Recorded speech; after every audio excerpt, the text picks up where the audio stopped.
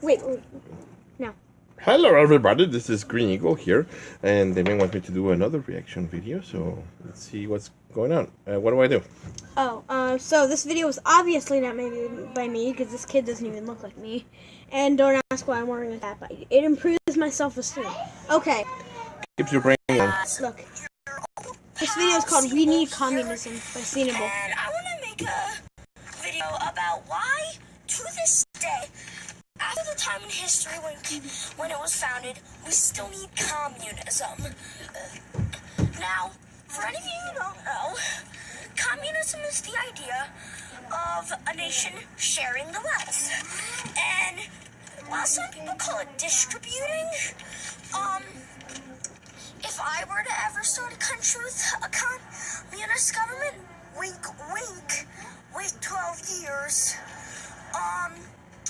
I'd probably make it, like, have these these buildings, which you can put in money for other people to have. You know, kind of a share.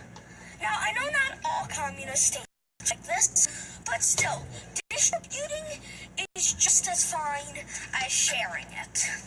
This video was made a long time ago. I'm not explaining why we need Like 2 years communism. ago. I'm just giving the difference between distributing. Because they technically are. Because, hey, a parent could make their child share a toy or something. Anyway, now on to why we actually need communism. Like, actually, it's cold out here. I have two reasons. One, poor people, we really can't have poor people. It's not good for a whole class of people to be poor. People need money.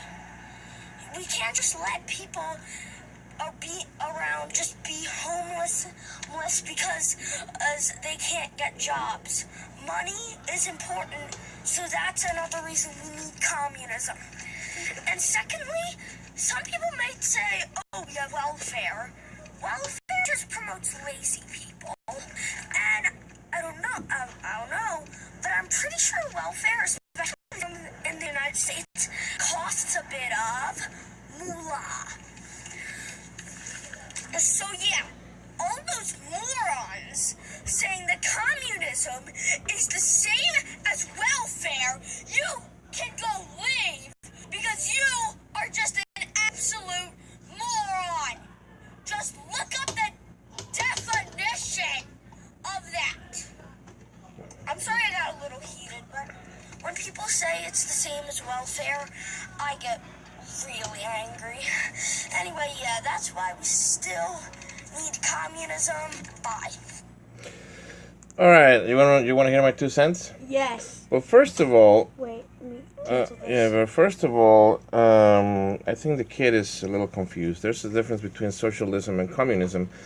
Communism, historically speaking, hasn't really worked. The only communist, but there's still a few communist nations left. One of them being North Korea, and it's completely sealed off from the outside world. And then there's China, which is starting to become more. It's communist, but it's starting to open more to the rest of the world.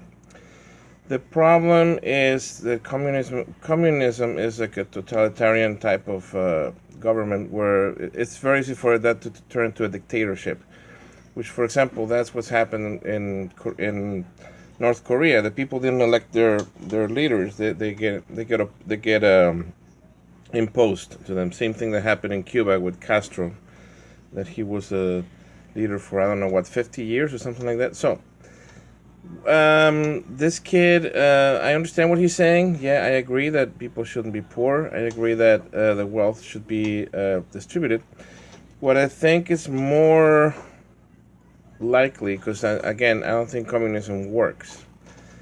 What I think could work is a social democracy, such as what they have in the Nordic nations, such as Norway or Sweden, where people do pay more taxes. They pay a lot of taxes, but then everybody can go to college, and healthcare is free, and they have a whole another number of perks and good things, and there's no poverty, there's no illiteracy.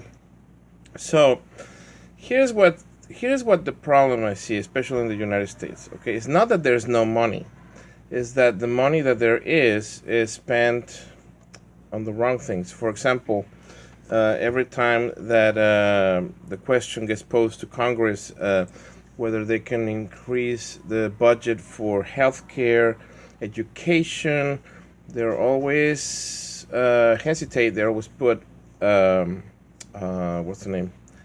They always have a reason why they don't want to do it. But then, when it's about increasing the budget for the military, then there's no hesitation whatsoever. Then they say, sure, you can have as many billions of dollars.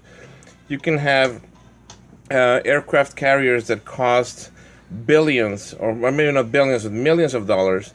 With the price of an aircraft carrier, you could build hospitals, you could build schools, you could build shelters. So it's not that there's no money in the country, it's that I don't think we're spending it in the right things, because defense is by far the greatest spending entity where all of our taxpayer dollars go. And when you think about it, defense against what? I mean, who's attacking the United States? Nobody. I mean, we already have enough nuclear weapons. We already have enough airplanes. It's all business. War is business.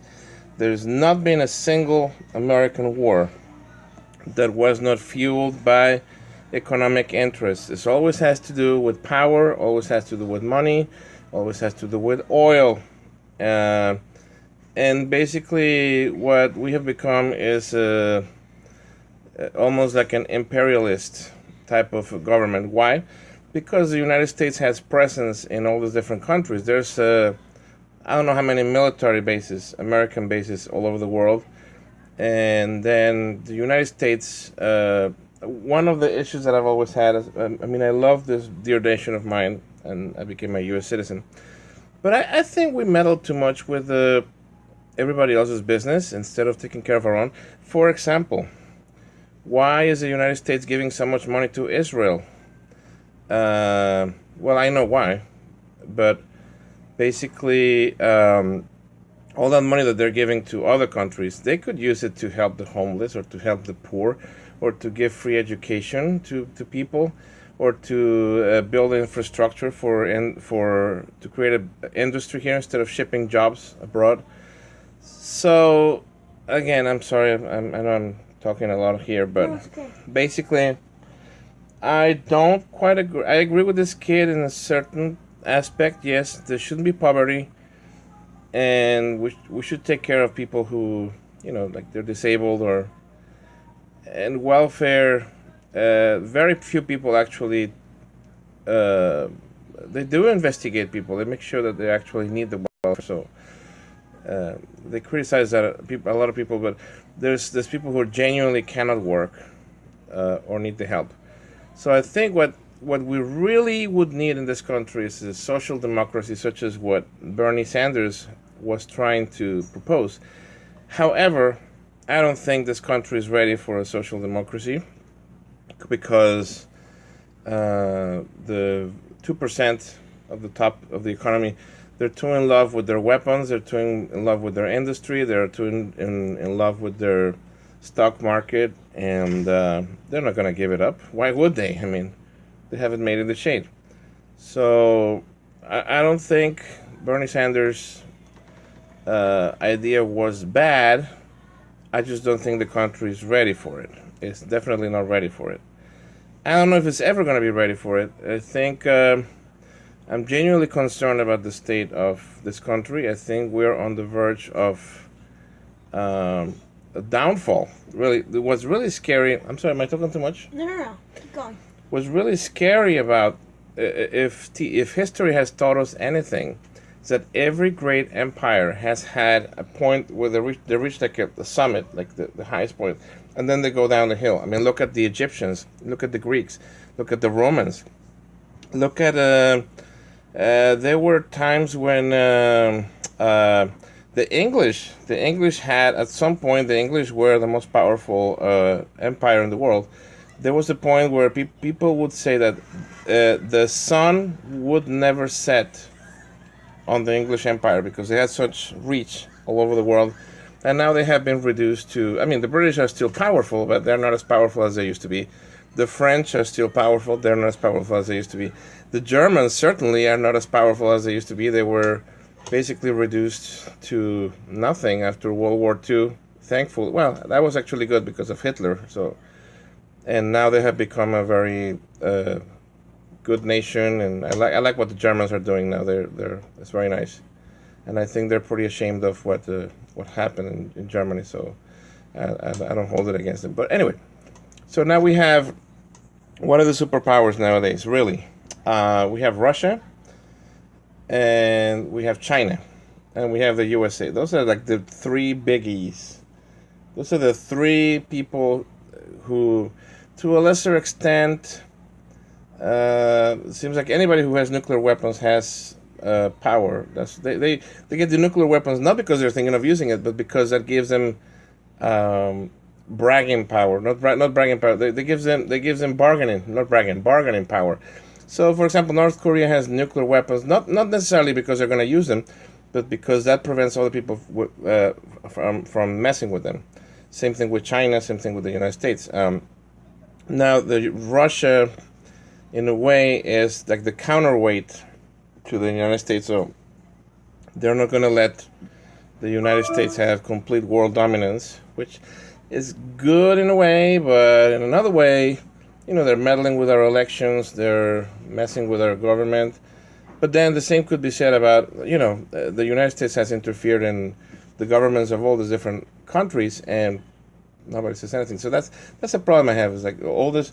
In other words, if all the money that we spend in other nations and in all these wars, all these pointless wars, if all of that was spent on the people, building hospitals, building, improving our roads, our bridges, building schools, and giving people education, then we would be in a much better position. And so I think a social democracy is really what we would need, but the country is definitely not ready for that. I don't think that we'll ever be. So anyway, I'm sorry I went on a rant, okay. But at the same time, you know what? Oh, this is about to fall. Oh, I think it's good that children have this type of political conscience. I mean, I'm not saying this is wrong. I mean, we can all agree to disagree, and I think it's cool, that people can have different points of view. So that's great. I mean, he thinks communism is great. Well, that's his opinion. I don't think so, but we can all agree to disagree, right? Yeah. So that has been my. If anything I said upset you, well, I'm really sorry. I'm entitled to my opinion. You're entitled to yours.